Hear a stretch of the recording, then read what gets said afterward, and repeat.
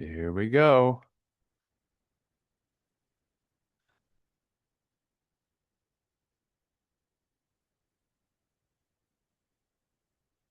Good morning. Probably good to go ahead and launch out your polls. Get ready for different things. We'll be starting at 9 o'clock.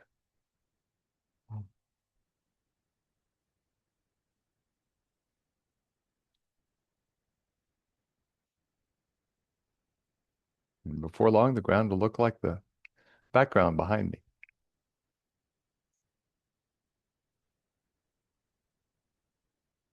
So again, you may want to go ahead and open up your chat pod, your Q&A pod. We'll talk about them in a minute. We'll be doing polls with Poll Evie.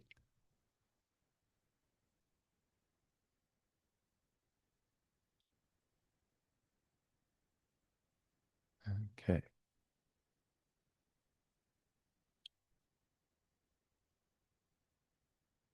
Okay, it's top of the hour, but we'll give folks about 30 seconds to finish logging in. And then we'll get started with our ultimate webinar for our summer series. And okay.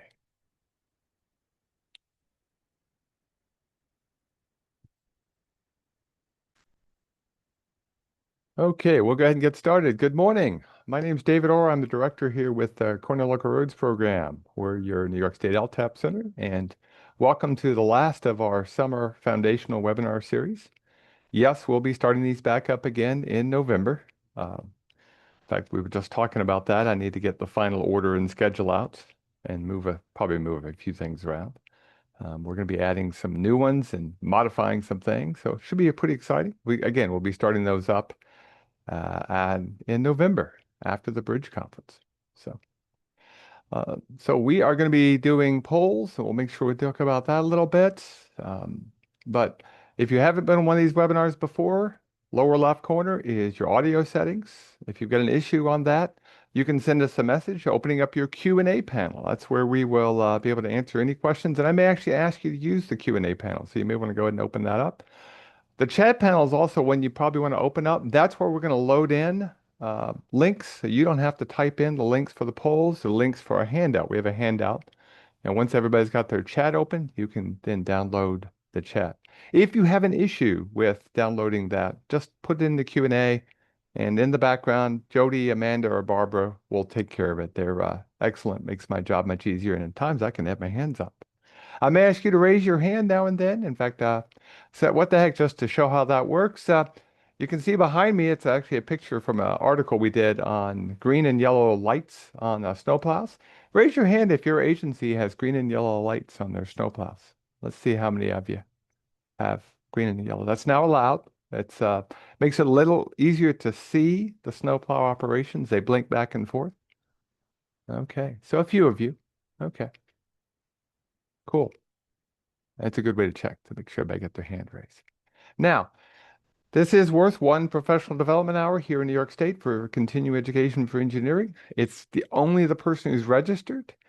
Um, doesn't matter as much as it used to, but it is technically a course. It's interactive. Um, if you're from outside New York State, you'll need to check with the LTAP Center in your state to see.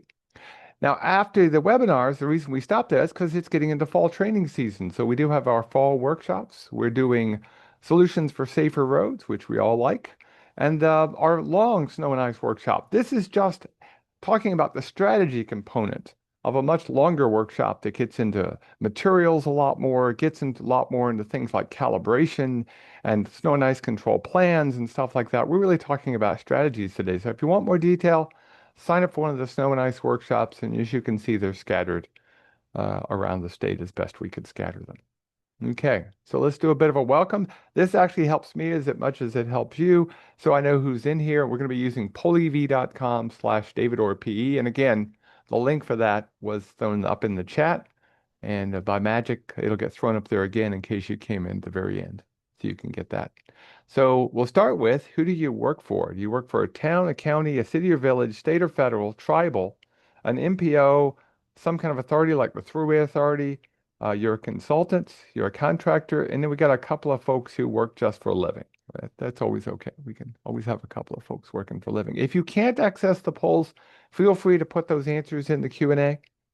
Again, it helps me. So I can see today we have quite a few consultants. We have a lot of city and village folks, state or federal, um, only one authority, maybe two, um, county and town. Wow, good variety. I like it. I like to see their good variety. Cool. Okay. What is your job? Are you an administrator, a highway superintendent, or commissioner, an engineer, a planner? Are you on the field crew? Are you a supervisor? Are you a board member? You do whatever the boss tells you to do. And then, of course, I have the infamous none of the above in there. Let's just see. I'm right. I figured about two-thirds of you would be engineers. Sure enough, pretty dang close to two-thirds. We have some highway superintendents. We have some field crew. I like it. That's good. And then, of course, I see a deputy superintendent and an engineer over in the Q&A. Okay. And here you get to click on the map to tell me where you are in New York State. This helps me because I can see, are you more urban? Are you more rural? Are you upstate, downstate? There are some differences, things we'll talk a little bit on. Again, we only have an hour together, so we can't get into too much detail, but it can be very useful. So quite a few up along Lake Ontario, the snow capital of the country. Um, and then we have quite a few downstate. Okay. That, I'll have to make a couple of minor changes, but that's why I do this. Helps me. Thank you. Now, I promised when we started these summer series that I would have something fun. Oh, we have somebody from upstate Missouri. Okay. Uh, that I do something fun with some of these polls. And since it's getting on towards fall, um, and fall's a time for, starting to bake and things like that. I want to know your favorite pie. And remember, we're going to build a Wordle. So if you want a multi-word pie, put it all to scrunch together. If you like lemon meringue, type lemon meringue as one big word so it pops right up. Otherwise, it'll break it apart. Let's see what we get today. We got pumpkin, apple, pecan, uh, never had done. Okay, I don't know what ever had. Never had one. You've never had a pie. Wow. You had a Pop-Tart, you've had a pie and a sort. That's a hand pie. But yeah, pies. Okay, custard pies, green pies. Mincemeat. I like mincemeat. That's one of my favorites. Okay, cool. Just again, have a little bit of fun. It's never bad. Now, this is gonna be, oh, somebody put apple crumb and blueberry in the Q&A. Now, I'm going to ask a question. I'm going to come back. I'm not going to show you the answer right now. I want you to tell me, and again, we're building a Wordle, so please keep these to one word. You can do more than one. That's okay. In fact, I want you to do more than one. You should be able to. What are the important components of a snow and ice control strategy? Knowing nothing, we'll come back to this. We'll come and see what your answers are later on. But I want you to think about what are the parts, if you're building a strategy for your agency or you're an engineering firm, you're trying to help an agency, what are the important components? And again, we'll come back to this at the very end and see. And again, if you can't, you can throw them in the Q&A, but I'm not going to show you the answer. I'm going to give you about 30 seconds here. I want you to put those in, and then we'll come back and review them later, not tell you. Okay. Okay. So now what we're going to cover today, it's not the important components, but we're going to cover to help you think about the important parts of your strategy. And that is we're going to talk a little bit about the weather that you're going to have to deal with. We're going to talk about your transportation network, the fleet you have to maintain the snow and ice control on that network, uh, your chemicals and abrasives that you're using and what do you use and what ratio, stuff like that. And then finally, we'll put it together and put together a snow and ice plan. And again, we only have 1 hour. If you want the more detailed discussion, come to our workshops scattered around the state. Now, let's start with the weather. So what are some typical winter weather we're going to see this winter? What do you think we're going to be seeing? Again, this time we'll share everybody's answers. And if you're not sure, throw it in the Q&A. Okay, you got snow, of course. Ice. Ooh, we love ice. No, we don't love ice. Okay. We got snow, we got ice, we got lake effect. Yeah, lake effect is always fun. That's why the upstate area, in fact, I'll show a picture here in just a sec of that. We may get floods due to winter weather. Yeah, because when it all melts, yeah, something we have to think about as part of our strategy. Yeah. And in the Q&A, I've got everything. I've got freezing rain. I've got snow, ice, and sleet. I've got snow rain. Yeah, that lovely stuff. Hail. Okay. And we're just touching on it. If you think about it, there's actually a lot of combinations that we can have. And people like to say, oh, it's just snow. Well, there's light snow, there's heavy snow. The Native Americans of Alaska have, lots of different words for snow. And no, I'm not going to get into the exact number because some of those are myths. But we have to think about that. Now, this is a map showing the average snowfall. Okay. And it's a little old. It's about, let's see. COVID was 6 years ago, so it was just before COVID. So 6, 7 years ago, this was the average snowfall amounts um, for New York State. And as you can see, the Tug Hill will average 200 inches plus. And some winters they've had little. A few years ago, they got like 60 or 70. The snowmobilers weren't happy. Last winter and the winter before, they got into 3 to 400 range in a couple of spots. They were really happy. Got lots of snow and it stayed for quite a while. That doesn't happen every single year, but you have to think about that. And you're going to have different setups if you're in those snowband areas up along Lake Ontario and the end of Lake Erie versus if you're downstate. Of course, you might have to have a different level of service. We'll talk about that as well. And of course, it also matters where the weather is coming from. So now let's see if my pin is going to work for me. Hey, it's going to work today. So the most common direction for storms in the United States is from west to east. Okay. Now, if it's just a general front, it doesn't usually have a huge volume of snow until, of course, it hits those lovely Finger Lakes, Great Lakes. It can actually get lake effect off the Finger Lakes too. Hit the Great Lakes, and you get, if the winds are in the right direction, a lot of snow coming off of those lakes. In fact, the reason we get a lot of snow in the Tug Hill is we get these clipper systems. They come out of the Great White North, i.e. Canada. They come across Lake Superior. They come across Lake Huron, or what's known as Georgian Bay. They cross a small bit of Ontario, and then they come into Lake Ontario. And if they have the right direction to them, that's why this is the ground zero at the end of Lake Ontario. Because it's picked up all of that moisture, because the lake's not frozen, picks it up and drops it right back down. So you get huge quantities of snow starting a couple of miles inland. Okay. Now, one of the biggest issues we have to deal with is, of course, the infamous nor'easter, where we get a storm that comes up the coast, picks up a huge amount of moisture. It curls back in because of the nature of lows. You get an Arctic wind coming from the north, and you get what's known as a nor'easter or northeast. The winds actually come out of the north and the east. It's actually just the backspin off what really is, frankly, a small hurricane. In fact, you can get hurricane force winds in some of those, which means upstate gets a huge amount of snow, downstate gets what they think is a huge amount of snow, and you get winds on top of it. Those blizzards can be pretty bad. Okay, so it's pretty nasty in terms of quantities. And so, our Missouri friend says Missouri matches your first arrow. Yeah, but it all depends on temperatures, and of course, the difference between a snow event, a rain event, and the dreaded ice events can be pretty small. Just a few degrees can make a huge difference. And we can get freezing rain, we can get hail, we can get black ice. So we have to think about those winter weather patterns, okay? And they're going to have to be controlled differently. So keep that in mind as you're thinking about what you're going to have to deal with for weather, and you're going to have different quantities of snow. And what you think of as a major storm might be considered minor to somebody else. Okay. You need to have a plan that matches your area. So let's talk about your transportation network. Now, I want you to ask and answer, what do you maintain in the winter? Again, we're going to build a wordle here. One word. Okay. What do you maintain in the winter? What do you keep open in the winter?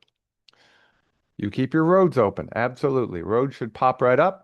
I don't have any problem with that. Roadways. Ah, bridges. You probably treat your bridges slightly different. Sidewalks. You might have a rest area. You might have to think about the garage that you're dealing with. Yeah. Sidewalks. Okay. They're going to do your main roads first, then everything else. Yeah, that's not a bad. State highways, village streets. Somebody put a train station in their list. You got to maintain the equipment so you can maintain the roadways and the streets and everything else. Yeah. So while roads are our primary focus, we absolutely have lots and lots of other things we have to maintain. And you have to ask yourself, do you let some things just not get maintained in the winter? Okay? And you have to ask yourself about that. And of course, your roads could be paved, they could be unpaved, they could be narrow, they could be wide, they could be high traffic, low traffic. You might have different strategies for all of those different types of roads. You might have trails, both trails that are more urban or ones that live in a rural area that you maintain. And of course, bridges, they freeze faster. You might have to treat them differently. Somebody put town buildings in the parking lots. Yeah, absolutely. You maintain those. And by the way, if you're doing a town parking lot, remember that's a town charge, not a general charge. It's not a highway charge because it's not highway related, but that's our budgeting webinars and classes. And then, of course, if you don't maintain a road or a sidewalk, but people are still using it, does that increase your liability?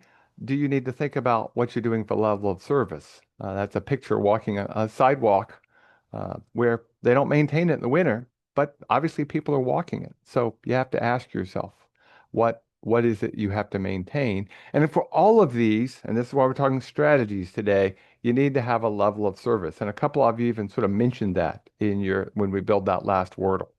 Okay?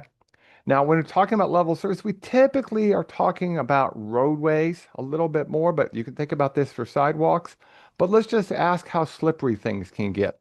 Okay? Now, what I'm showing here is a ratio and how quickly you can stop a vehicle depending on the conditions. Okay? Dry would be a stopping ratio of 1. So if a dry conditions, like we have pretty much here today in Ithaca, we had rain yesterday. So stopping distance of 1. So if it gets wet, if it's wet, it's been raining, but not just pouring rain, but a typical rain, we typically assume it's going to take you about 70% longer to stop, a little bit longer to stop your vehicle. And by the way, most designs, geometric designs, are based upon that particular distance of 1.7. Okay. So as we get snow and ice events, we have slush. Okay. That's going to add a little bit more distance. If we've got packed snow and we can sand it, and some agencies use sand, we'll come back to that in a little bit, um, about the same as slush. Soft, loose snow, a little bit longer because now when vehicles hit it, it tends to not hold as well. Um, if you throw some sand down on icy conditions after light traffic, it gets a little bit more because it's creating ice. If you don't have something to melt that snow away. And of course, snowpack can actually be very slippery. And of course, finally, ice. And black ice is really bad because you can't see the black ice.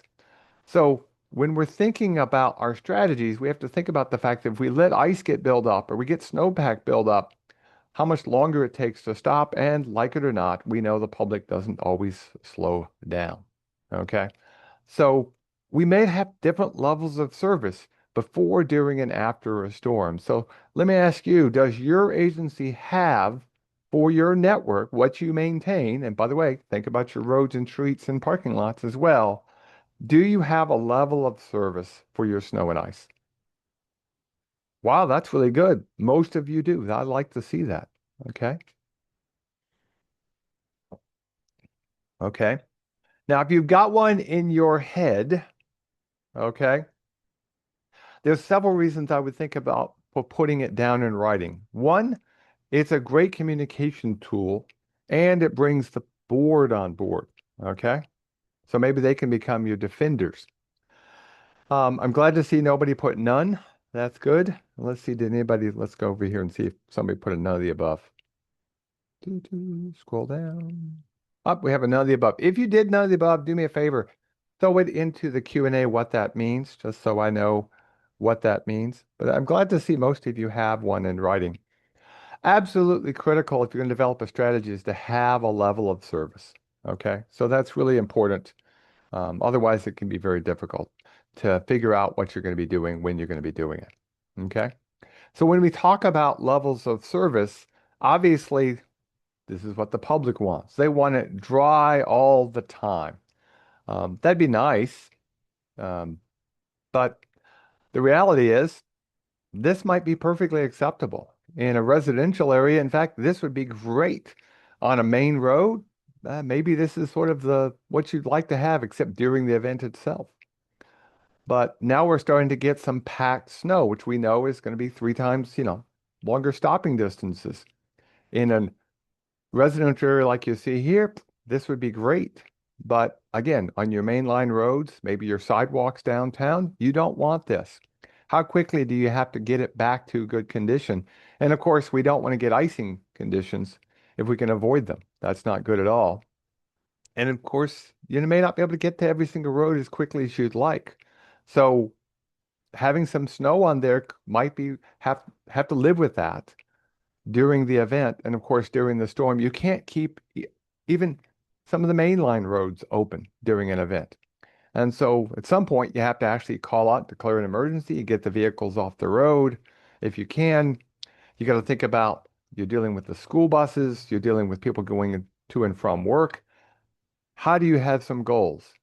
And your level of service isn't going to be the same on every single road, and nobody wants to be on that situation. Nobody wants to be on the road that is the lowest level of service. I live on the road that is the lowest level of service here in Ithaca. I'm okay with it because I can walk to work, but not everybody is. So if you haven't got a level of service, a great way to do this, go on the web, and I'm pretty sure it's in your handout. I think I added that in. If not, just search for New York State Functional Classification Viewer, and you can get a map that shows the functional classification for your area. You print that map out, and you use it as a starting point, not the ending point, but a good starting point. So the more important roadways, you treat them with a higher level of service. You get them back to being bare faster after a storm. You have a shorter cycle time maybe on those main line roads. You keep them a little bit better condition. So this is, of course, Ithaca. The green roads are the main arterials. They're maintained by the state anyway, but whoever's maintaining them, certain roads you want to keep in a little bit better condition. The red roads are the other arterials. The blues are the collectors, and then everything else is a local street. That doesn't, just because it's local, doesn't mean it's the lowest level of service because maybe it serves the road to the hospital, maybe it serves the road to a school, maybe it gets a little bit higher level of service. And remember, you're going to create a level of service for your own network. Okay. And of course, you can do the same thing in a rural area. This is Yates County where I used to work. Yates County, you could do the same thing. And if possible, you may even want to think about coordinating with the other agencies, because while there's a county highway system maintained by the county, there are town roads and not showing up on this because it's not zoomed in that far. And there's state roads. And we may want to coordinate that, especially when you get into the urban areas, when you get into the villages, when you get into hamlets. So think about having a good level of service.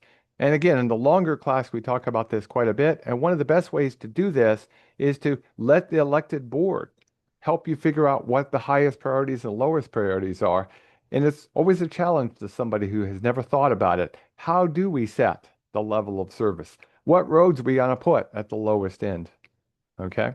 So think about developing a level service and do that also, by the way, for your sidewalks, do that for your parking lots, everything that you've got to maintain.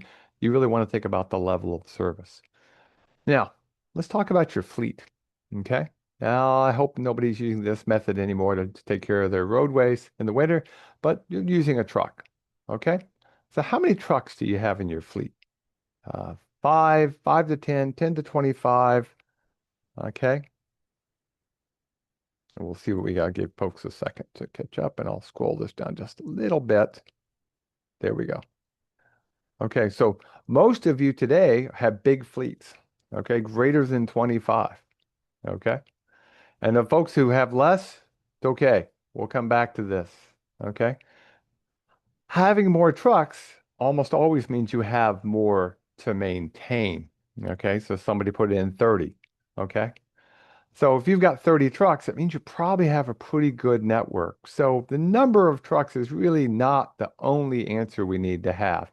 And I just want you to start thinking about it. If you don't know that number, you really should probably get it in your head and then take that number of roads, divide it by the number of lane miles you've got, and you start getting a sense. And you can compare yourself with other agencies. But you know, and I know, you've got other pieces of equipment in your fleet. And I just said trucks. I didn't say the type of trucks because you've probably got six-wheelers, you've probably got 10-wheelers, you might even have small, uh, single body, 1 ton, 5 ton type trucks, depending on what you've got. You might have to maintain different kinds of attachments on the thing. You've got, of course, the plows, but you've got applicators, spreaders. You might have a weather feedback system on your truck. So there's lots of different things you've got on your fleet. Okay. In fact, let's just, what the heck, since we're here, how many of you on your snow plows, not your secondary equipment, on your snow plows have some kind of weather feedback that gives you pavement or air temperature? Raise your hand. How many of you do that? Pavement or air temperature? Let's see. 1, 6, 4, 5.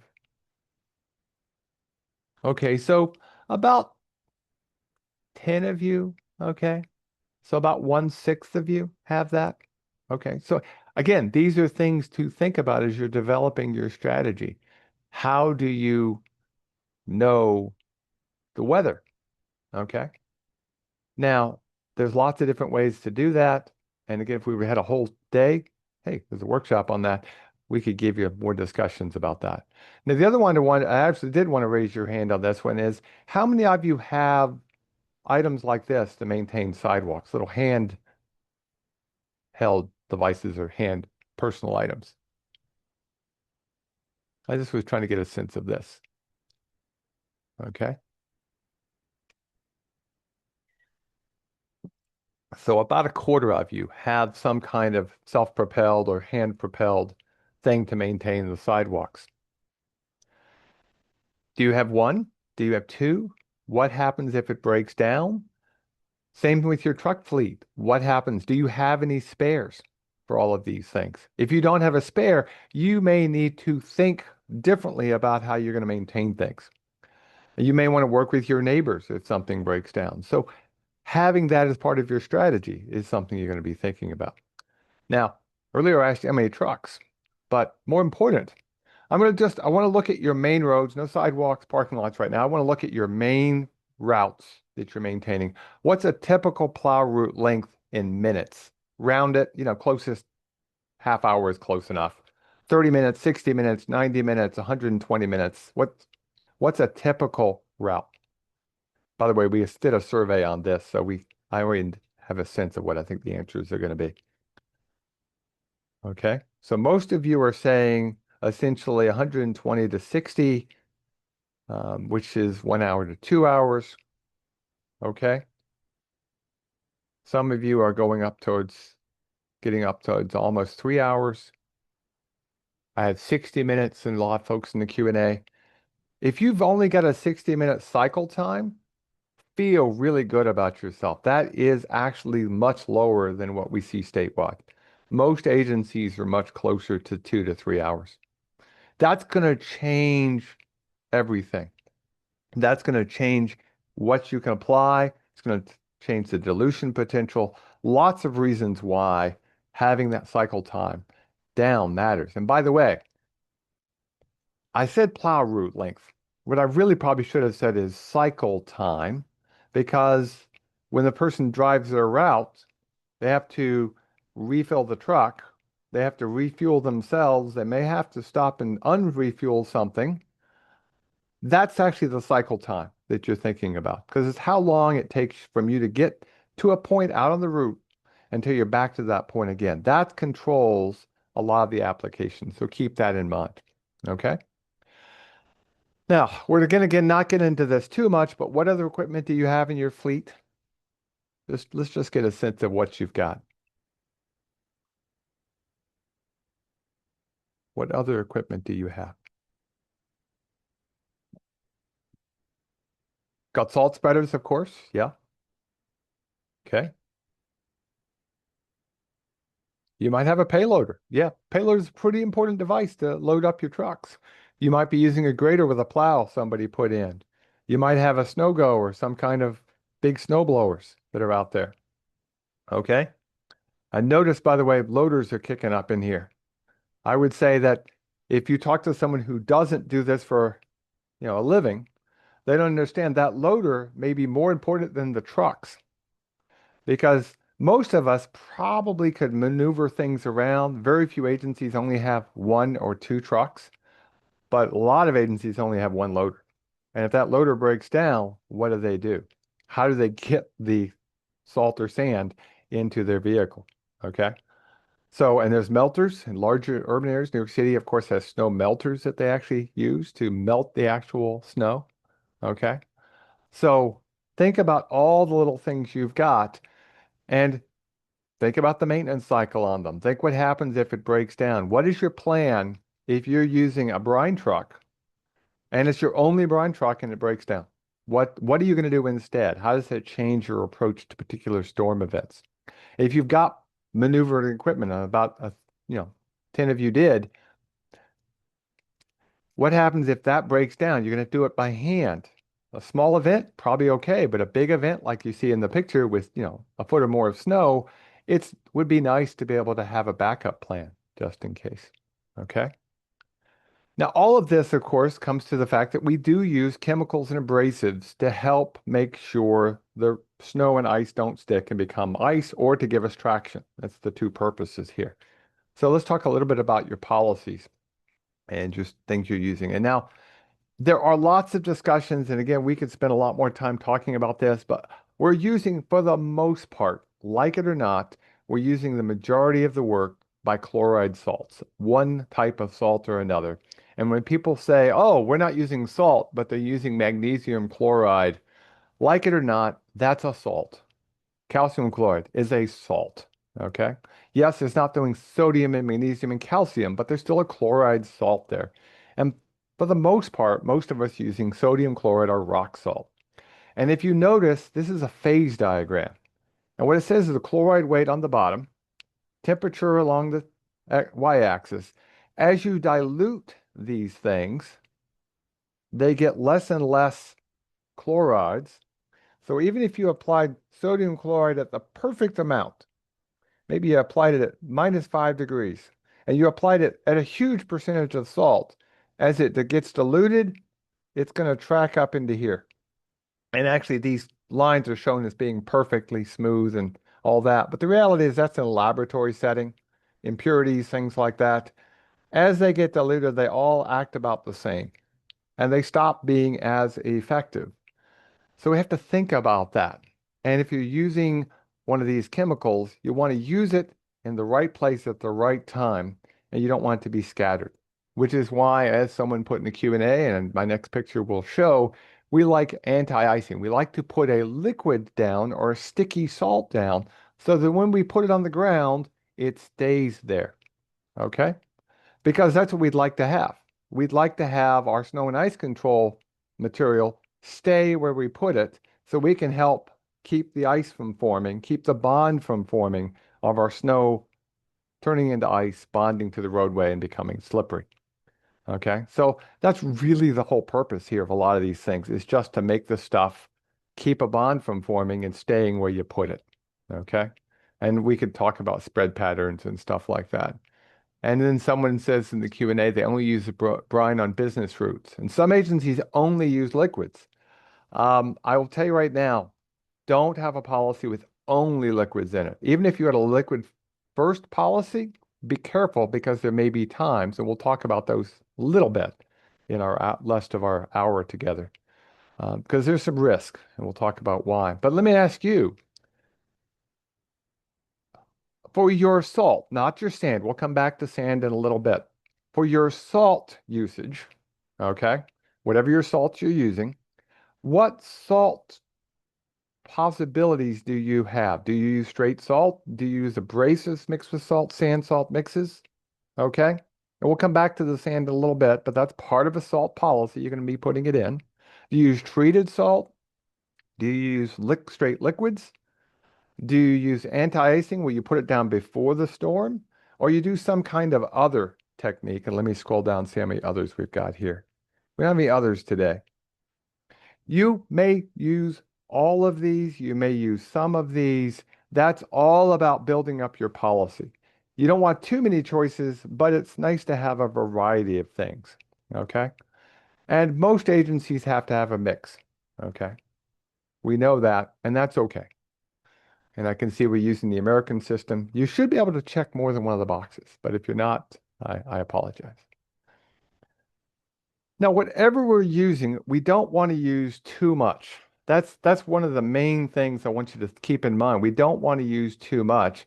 And a lot of that is environmental. I'll admit that. That's fine. We don't want it to be damaging the environment. We don't want that salt damage on the side of the road. But it's also an effectiveness issue, and we'll come back to effectiveness as well. But we don't want to waste the salt. It costs money. Okay? So I've got a picture in front of you of two piles, exposed piles not under cover. One is a straight salt pile, 50 feet in diameter. The other one is a sand salt pile with only 10% salt. So one bucket of salt for every 9 buckets of sand. So not that much salt, okay? The kind you would add just enough salt to keep it from freezing is pretty much just mostly abrasives, but we add some salt so it doesn't freeze. Yes, the angles on these two piles would not be the same. I know that. I get a 1 inch rainstorm and I collect magically all of the water that runs off. I have an impervious surface and I can collect all the water and I put it into a bucket. Okay? So I'm going to get you to raise your hands. We're going to do this 3 times. Here we go. My hands in the air, magically in the air. Raise your hand if you think when we measure all the salt that run off in our bucket, we boil the water off. How many of you raise your hand if you think the salt is going to have more, the salt pile is going to put more salt into the environment? Raise your hand if you think the salt pile is going to run off more salt into the environment. Okay? Let's see how many of you are brave enough to answer. Okay? It's only a few of you. Okay, five or so. Okay. Now, watch this. Magically, your hands are all going to get dropped. Raise your hand if you think the sand salt pile is going to put more salt into the environment. I get more people voting for that. Interesting. Interesting. Okay, so we got about 11 or so. 4 people voted the other one. Okay, now, one more time. Raise your hand if you think essentially it's the same amount of salt in both cases.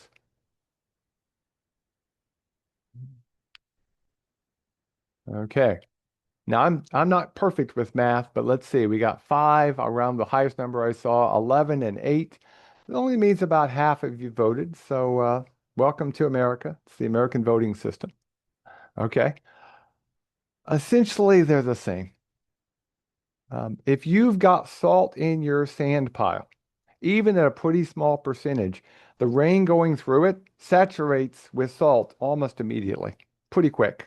You get saturated water, and it's going to be the same amount of salt running off into the environment. So we all understand we want to store our salt underneath because it keeps it from clumping. It doesn't behave as badly. It's easier to work with it, and we don't want it to run off. And we don't want the salt in the environment. But if you got a sand pile sitting out there, you're also getting salt in the environment if you've added any salt whatsoever to keep it from freezing. So you may want to think about that again as your overall strategy, as your overall plan of how you're going to put everything together. Okay. So now we're going to take all what we've talked about and let's start thinking about the plan that we're going to have. Okay. So we're going to have a plan. So for instance, you're going to start developing your routes. Okay.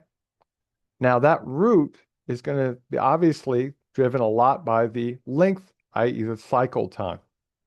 Okay. Another one though is time of day. Raise your hand if your agency works 24/7 with snow and ice control. Raise your hand if they 24/7 for snow and ice control. You do shifts to always have trucks out. Okay. Quite a few are with the state. I know the state does have a 24/7 system. Okay, so about a quarter of you. Okay, your hands are all going to get lowered now magically. Raise your hand if you don't plow at night, except during large certain events. Raise your hand. If you've got a policy set up that most of the time we go home at night. Okay? And that's actually okay if you have a policy. You better have that one in writing. Why might we do that? Well, we have limited staff. We have to be realistic. You don't want someone out there plowing for 15, 16 hours straight. It's very unsafe. probably more dangerous for the public than a little snow and ice in the winter. And yes, some agencies have a policy that during the storm you're out 24/7 and then you shut down um, doing minor stuff. You need to think about what your policy is going to be. By far, when we've gone around the state and asked folks, by far the most common time agencies who don't go 24/7 start up is getting ready for the school buses. Okay, so you need to work with the school bus company, whether it's a private one or built into the school, the bus operator, and find out when they're getting their routes out, and you need to get out and get ready for the school bus. And if you do that, you're probably going to be okay with the morning rush. And by far, that's the thing that drives most agencies. Um, do you have lots of curves and hills? Obviously, that's going to change your treatment amount. You're going to have different policies. Do you have a lot of forested areas, shaded areas that don't get as much sun? Okay. Do you have drifting? If you have drifting, do you or do you not have a policy for putting up snow fence or working with a farmer to leave a little bit of that corn that can actually make a pretty good snow fence? By the way, don't leave the last row of corn next to the road as a snow fence. That actually will do the opposite of what you want it to do. Because there needs to be a little room for the snow to drift behind the fence. And if you put it too close to the road, you can actually drift the snow right into the roadway itself. If you're interested, let us know. We can help you out there. And earlier you talked about the fact that you do parking, you do sidewalks. Who does those? Is it the same people? Is it people specifically dedicated to doing that? And what happens if people take time off or go, have a day off for some reason? What do you do about holidays? So keep all of these things in mind, okay? And then again, what do you put on different things? So curves and hills, shade, drifting, parking, pedestrians and bicycles, all of these things you have to think about. So I've mentioned them. Now I want to know, which ones do you have to deal with? Which ones, if someone asked you right now, we're developing our plan for this winter, we've got issues of the routes being too long, the time of day we'd like to change, we've got lots of curves and hills, we have to deal with shade, drifting, and you should be able to check all of these again. It only shows me the percentages, but you should be able to check all of them. Okay. And it's one of those weird quirks in the Poll Everywhere software. It just shows percentages. Okay. You're going to be changing your strategy. You're going to be changing your plans based upon all of these issues. If you've got route lengths that aren't too long, be happy. But can you work 24/7? What happens if someone gets sick? If you have curves and hills, how do you treat them differently?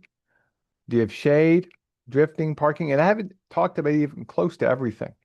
We talked about level of service.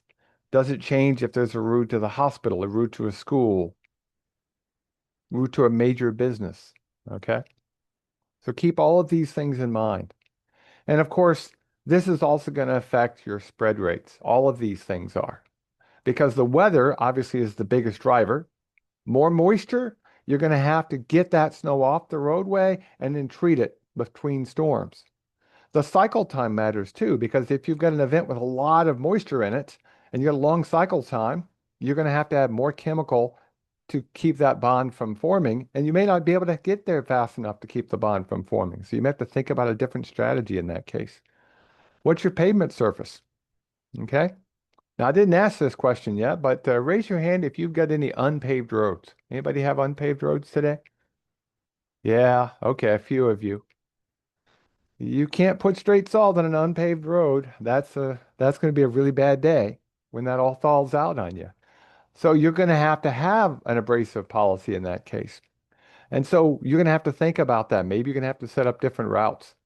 Traffic can actually help us a little bit, does provide some energy, but of course, typically higher traffic road, higher level of service as well. And what materials are you using? So these are all factors we have to think about and keep in mind. And when it comes to weather, we mentioned them earlier, but you know, just make a list of the kinds of snow that you think you might have to deal with. And what do you think the rates would be for that? You can even put it on a sheet of paper. Not a bad idea to give the operator. And then, of course, for each one of them, is it light? Is it medium? Is it heavy? Okay. And remember, there's a short-term effectiveness when you first put a chemical down, but there's a dilution potential where you can lose the effectiveness over time. You can get bonds forming. Okay. And so when we go back and look at your answers for the typical plow route, again, if you've got 60 minutes, you're really in good shape because you can get back out there quickly. But remember, I said plow route, I really should have said cycle time. If your cycle time is longer than a couple of hours, you're going to have to probably increase the amount of chemical you put down or take the risk of having bonding forming. And we know pavement condition does affect things. Dry pavements, you put down material, you're going to lose it. Damp can actually help hold a little bit and usually shouldn't be driving. Wet, now anything you put down is going to get diluted. Same with slush. Now we're getting slippery as well. And now we get into really slippery conditions of loose snow, packed snow, frost or black ice. And then, of course, a thin ice layer someone can't see, even if they can see it, can be very, very dangerous. Um, how many of you have ever actually driven a roadway and hit thin ice that you didn't see, black ice? Raise your hand if you've been in a black ice situation. I can raise mine. Generally, if you drive a little bit, you're going to hit black ice. In fact, quite a few of you, most of the people who've been voting, pretty good. Yeah. Now, of course, you get thick ice. The problem with thick ice, we don't want thick ice. It's really hard to treat. You really has a lot of chemical. It's not good. Try to avoid that, but it's going to happen. You're going to get events. And of course, the reality is people need to slow down. But we don't want ice bonded to pavement, one of the most dangerous things. And so when we get that residual snow or ice on the pavement, we need to think about getting back out there. Look at the weather forecast. What's the pavement temperature going to be like? Is that going to change your treatment operations? If you know it's going to warm up to 60 in 2 hours, you're probably going to have a different plan than if you know it's going to stay cold all day long. So keep these things in mind. Now, everybody probably should have abrasives in their toolkit. You're going to need them. So let me ask you, when do you think you need abrasives? When do you think you need abrasives?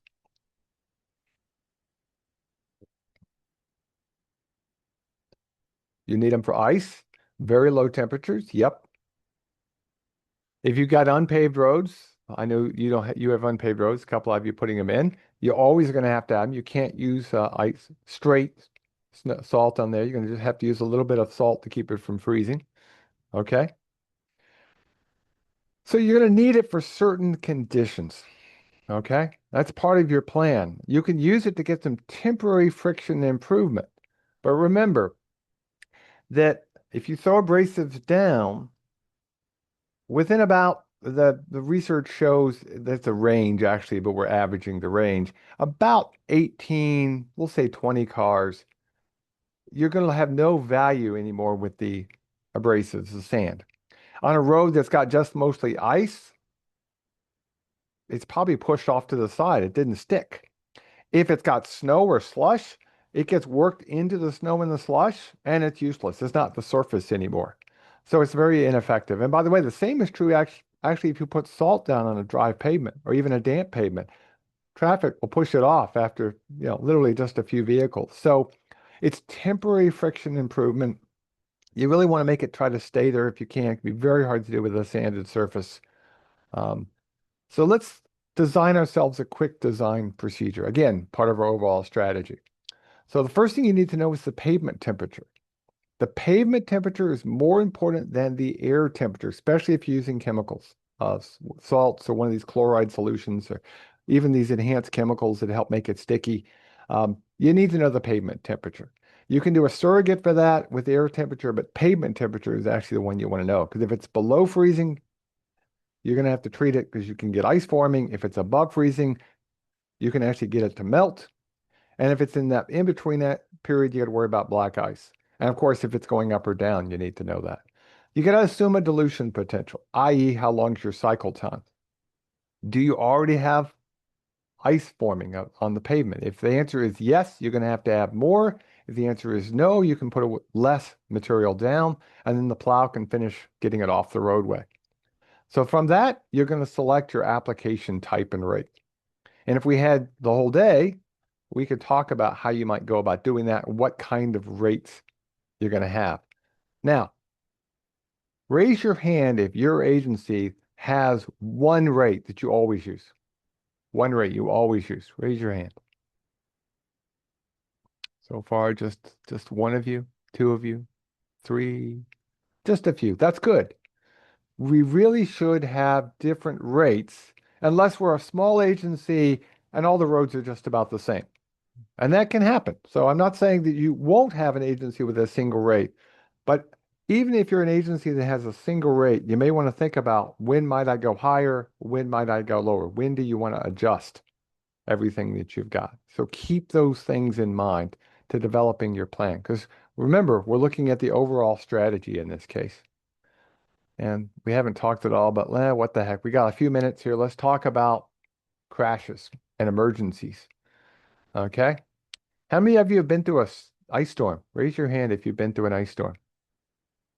Come on, we've all been in an ice storm, even if we weren't working for a highway agency. Really just check, see how many of you are clicking in here. But everybody's had an ice storm at some point. Okay? I've experienced surprisingly less of them in Ithaca than I did when I was with the county or growing up. I've been in Ithaca for half my life, and I think we've only experienced what I would call a true ice storm twice. Yates County, I had one where I worked there, and as a kid, we had one that shut the whole city of Atlanta, where I grew up, for 2 weeks. It was 2 inches of ice in a place that doesn't know how to deal with even a quarter inch of snow. So it was a nightmare. But you're going to have emergencies. The most common emergency we have to deal with as highway agencies are crashes. Okay, you send somebody out to handle the crash, maybe to put some snow and ice control material down, whether it's sand or salt. Um, it will depend on the situation because you got two vehicles that have crashed in the middle of the night. And you may need to do that even with there's no snow and ice because the fire company is using water possibly. Okay.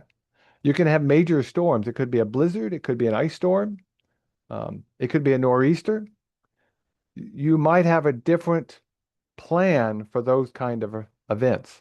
And so you have to engage. Do you bring people in to monitor traffic? Do you have to have cots for people to sleep, the crew? What do you do in those big emergency events? Who declares them? Okay. So those are all things part of your overall strategy and eventually part of your overall plan. Now, we all work together. We have to. Here's actually a picture of Jefferson County's loader loading up the state DOT truck. And this is done by lots of agencies. How many of you work with another agency formally on a regular basis? How many of you work with other agencies formally on a regular basis? There was a time we could do a lot of that with handshakes. More and more, we need to do that in writing. Um, I know not all policies do this, but I like the policies where we indemnify each other for normal actions. Okay. I'm not a fan where, hey, I'm going to indemnify you, you don't indemnify me. It creates a bit of animosity. We really should be going it both ways or no indemnification. Okay. So keep it in mind. And yeah, you've got shared services with your neighboring municipalities. But just as important as those formal arrangements are, is what happens if that loader breaks down, what do you do? If you have a fire in your highway garage and you lose all of your plows, how are you going to deal with that? You're going to work with your neighbors. And that's one you're probably going to have to quickly get out there and get it done. And it may be done with a handshake and a phone call. You got to create those relationships. It's really important to create them now, not after the event has occurred. Okay. Now, you've heard me say this several times, but why do we think a written policy is a good idea? Why would you think a written policy is a good idea? We'll see if we can. I'm looking for three things why a written policy is good. We'll see if they pop in here. Great. That's one of the ones people don't think about, but I think it's a really critical one. It can show the general public it's a great communication tool. Yep. It's a proof of your procedure if you're following it. It gives you consistency and liability.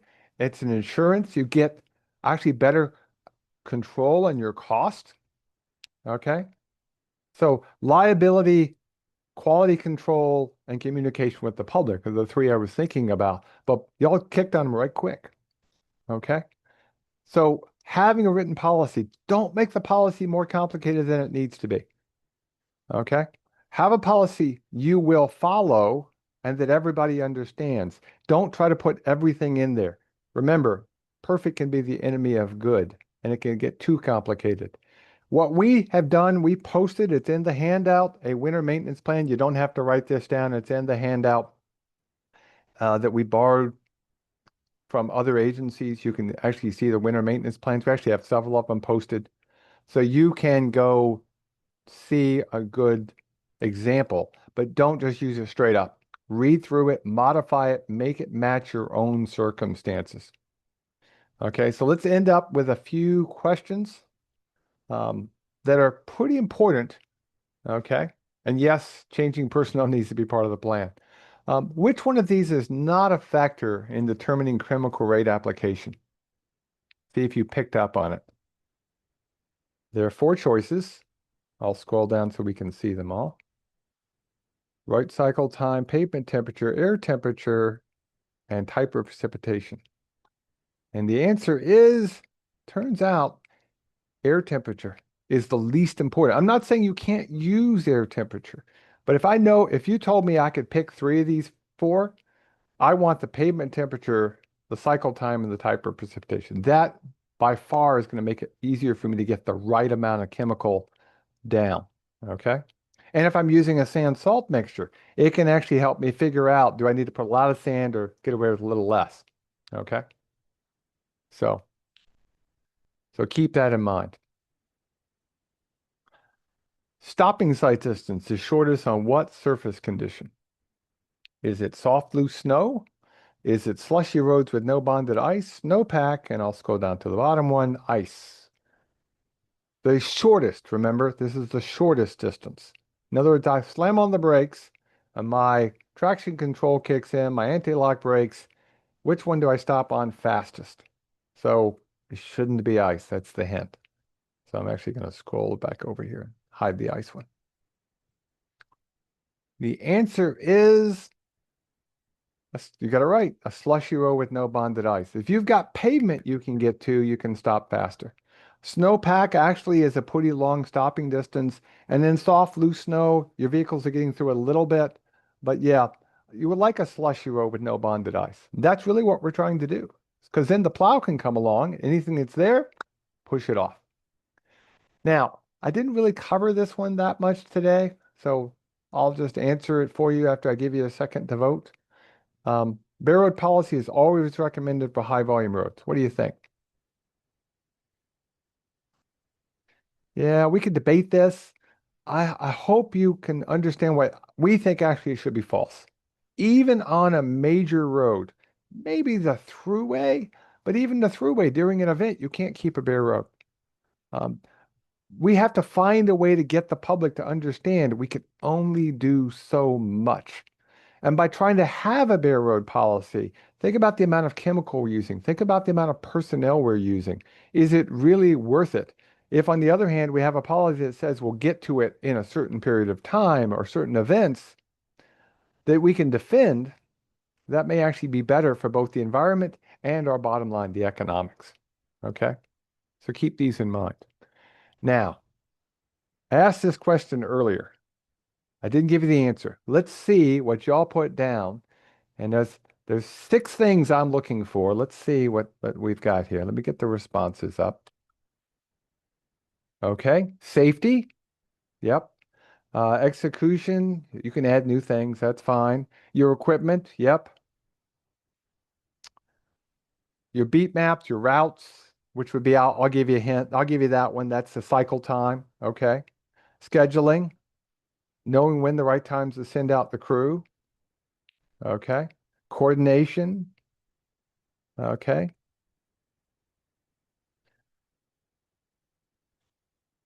Oh, there it is. I see fleet. Okay, we got fleet. Um, Using salting, I'll give you a hint. I'll give you that one. I like to say, are you going to use chemical or abrasives? What's your plan for how you're going to get it done? You got chemicals. Okay. What I don't see in here, and yet I think maybe the single, up there it is. Somebody put it. Thank you. Thank you very much. Yay. See that crew on there?